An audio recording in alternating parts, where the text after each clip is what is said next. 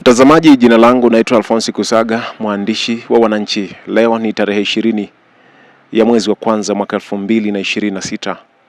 Hapa ni nyumbani kwa Edwin Mtei ambaye kwa sasa ni marehemu, muasisi wa Chama cha Demokrasia na Maendeleo Chadema ambacho alikianzisha mwaka 1992. Lakini Edwin Mtei alishika nyadhifa mbalimbali za kiserikali akiwemo gavana wa Benki Kuu ya Tanzania. Lakini tumefika nyumbani hapa ambako waombolezaji wakiwemo wanachama wa chama hicho cha Demokrasia na Maendeleo Chadema ambao wamefika nyumbani hapa. Maandalizi yanaendelea kwa ajili ya shughuli ya kumpumzisha siku ya Jumamosi mzee Edwin Mtei.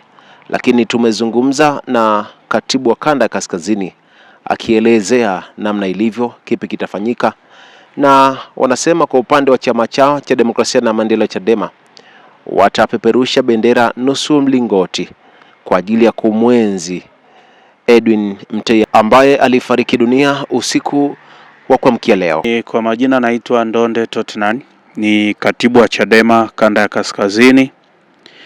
Kwa niaba ya chama, kwa kweli tumepokea kwa masikitiko makubwa sana juu ya kifo cha muasisi na mwanzilishi wa chama chetu, lakini vile vile naye ni mwenyekiti wetu wa kwanza wa chama. Na kama mnavyofahamu, siku ya tarehe 21, siku ya kesho, ndio ilikuwa kilele cha maadhimisho au ya kumbukumbu ya kuasisiwa kwa chama chetu. Baada ya kupata usajili wa kudumu, tulikuwa tunaadhimisha miaka 33. Kwa hiyo kwa hii wiki nzima tulikuwa na juma kwa ajili ya kukumbuka michango ya kila mmoja wetu aliyoifikisha chama hiki. Kwa hiyo wakati tunajiandaa kama chama tunajipanga kufanya maadhimisho haya, basi kwa bahati mbaya tukapokea kifo cha mwanzilishi wetu wa chama.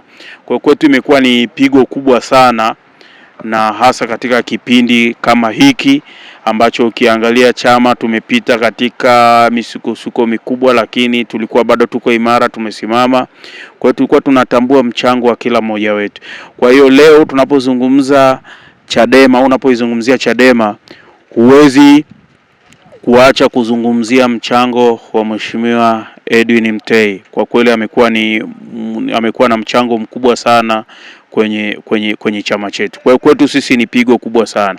Kwa hiyo msiba huu sio tu wa kanda kaskazini au sio tu wa familia Mtei peke yake, bali msiba huu ni wa wanachama wa Chadema nchi nzima, wapigania demokrasia na Watanzania kwa ujumla. Kwa hiyo umekuwa ni msiba wa kwetu sote. Na katika kutambua hilo sasa, viongozi wetu wote wakuu wa chama tayari wako katika maandalizi ya kuja kwa ajili ya kushiriki msiba huu. Kwa hiyo tutaongozwa na makamu wetu mwenyekiti wa bara Mheshimiwa John Heche, katibu mkuu, pamoja na viongozi wote, bodi ya wadhamini wa chama chetu, viongozi kutoka kanda zote 10 za nchi hii, pamoja viongozi wa majimbo, kata, pamoja na matawi na wanachama wengine wote. Kwa hiyo ndio maana nasema ni msiba wa kitaifa ambao tutaweza wote kushiriki kwa pamoja kwa ajili ya kutambua na kuenzi mchango wa mzee wetu mzee Mtei. Na kwa taarifa za awali ambapo tumeshazungumza na familia mpaka sasa, kwamba tunategemea shughuli za maziko zitakuwa siku ya Jumamosi ya tarehe 24 na shughuli zote zitafanyikia hapa nyumbani.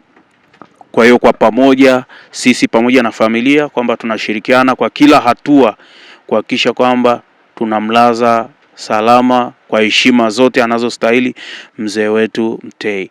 Lakini pia kama nilivyosema, kwa ukubwa wake na kwa mchango wake, kwa tunategemea kabla ya tarehe hiyo ya maziko angalau tuwe na siku 2 ambazo zitakuwa ni maalum kwa ajili ya kuenzi na kutambua mchango wake. Kwa hiyo kwa siku ya Alhamisi na Ijumaa, kwa hiyo tunategemea tutakuwa na shughuli za kichama ambazo zitaendeshwa na viongozi wa kitaifa pamoja na viongozi kutoka maeneo mengine ya nchi nzima. tukiwa tu tunazungumza na kuenzi na kutambua mchango wake. Kwa hiyo mpaka sasa hivyo ndivyo ratiba ambavyo imekaa, na jioni ya leo naibu katibu mkuu bara Mheshimiwa Amani Golugwa atasafiri kuja. Kwa hiyo tunategemea kuanzia siku ya kesho asubuhi tutakuwa naye hapa tukishirikiana pamoja na familia kwa ajili ya kuhakikisha kwamba maandalizi yote yanakaa vizuri na shughuli zote kwa siku hizo kabla ya maziko na siku ya maziko basi tunakamilisha na mambo yote yanakwenda salama. Hivyo ndivyo ambavyo tumejipanga na ndivyo ambavyo kwa kweli kama chama tumepokea msiba huu, na chama kiko kwenye majonzi makubwa, na kama mnavyofahamu tayari chama kimeshatoa tamko kwamba tutakuwa na maombolezo kwa nchi nzima, na kimeelekeza bendera zote zipepe nusu mlingoti. Kubwa alichokuwa na sisitiza kwa kweli ni umoja na ushikamano na kutokukata tamaa. Yote ambayo tulikuwa tukiyapitia yeye alikuwa akiyaita tu changamoto.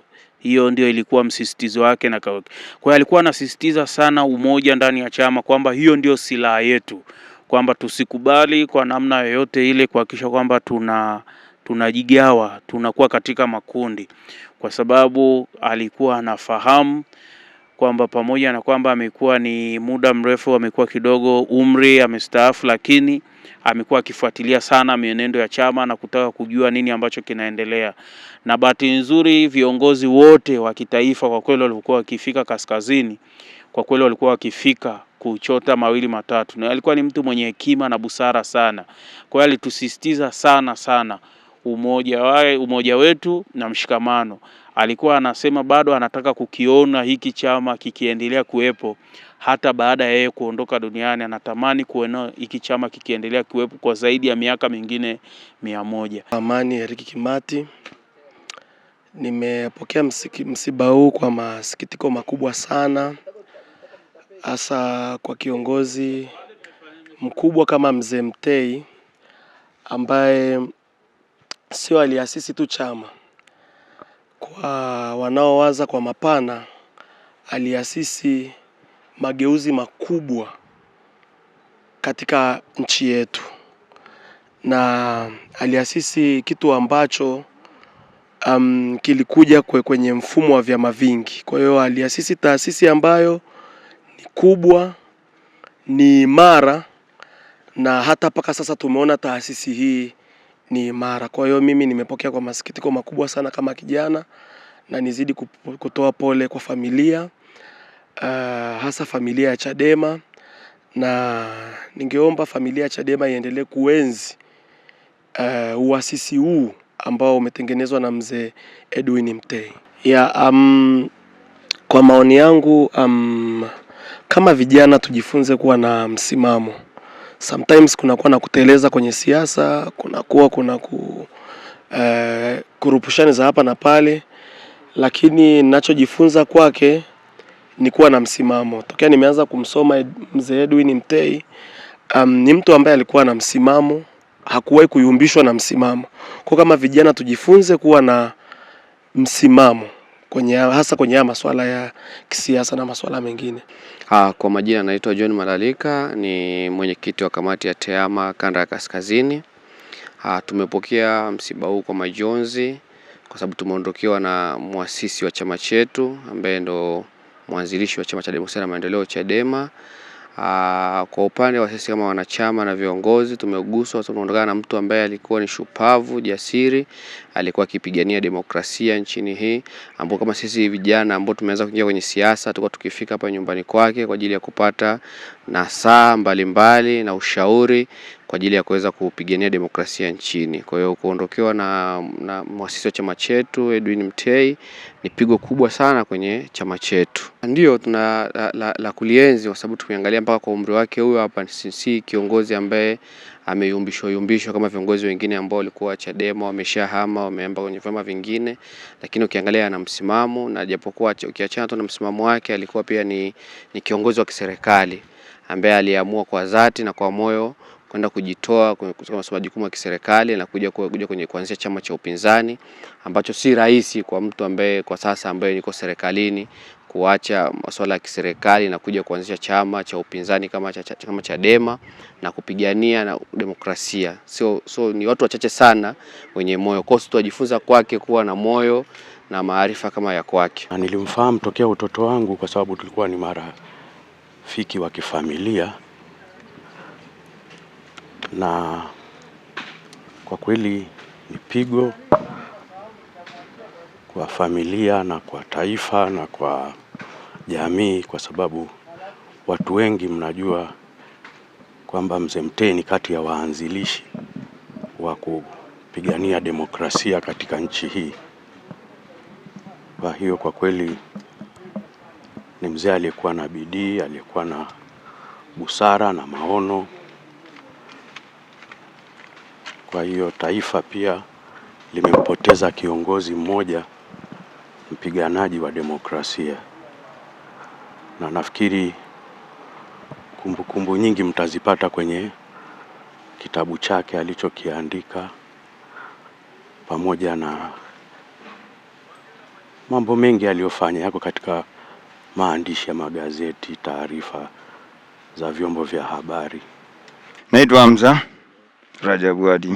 Mzee namkumbuka kwa mambo mema na mazuri kwa sababu nimeishi naye ndani ya miaka 21 na mpaka sasa hivi bado ameshatangulia mbele za haki. Namuomba Mwenyezi Mungu amlaze mahali pema peponi. Nimeanza kazi ya kufanya na Mzee Mtei mwaka 2004. Mzee alikuwa ni mtu mwenye roho nzuri sana na hajawahi kumchukia mtu. Na mzee yani sijui niseme nini bro. Sawa yani hivyo tu. Mimi naomba Mwenyezi Mungu tu amlaze mahali pema peponi kwa sababu ashatangulia mbele za haki. Mzee mimi hajawahi kunitendea mabaya wala maovu, si ndio? Nimeishi na familia yake, walinilea kama mtoto wao. Hajawahi kunitendea mabaya na wote.